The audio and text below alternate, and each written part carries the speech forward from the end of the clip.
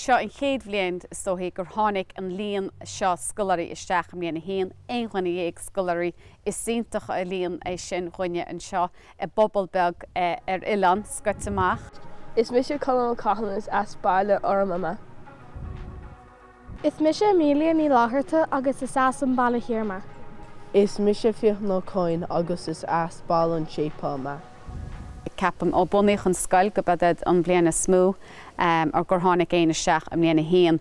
I gcumpar le northa is den bháinna bhíant. Is cearú cuid gon scoiliad, so intin sin is scéal hain is figur súntasach é agus chuide siad agus tíir siad beocht timppel go timppelacht na scoile. Is mis Roisin áirita agus is as baile an ormama. Is mis Seán ó Cornelis as bail an lágan mé. Is mis Lawson O'Donnell is as Inis Oírr baile hir.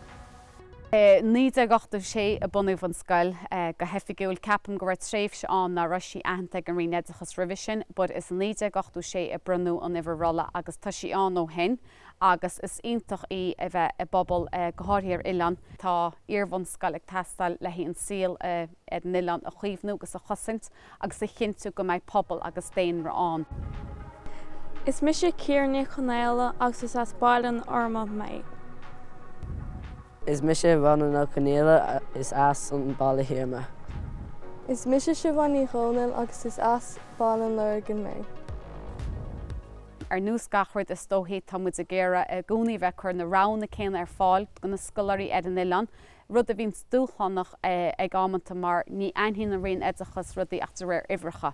So tá líon íseal scoláirí sa scoilein im líana tá cearacha scoláir le tá muid agsúil a bheith gon blian, agus i ríis is tóthaí i ggéire na deisna céanna éidechas chur ar fáil agus gan nachtúir an mórthír. Mis Méine Chonéile is as baile an sépáma. Is mis Charlie McGrath as baile an ormama.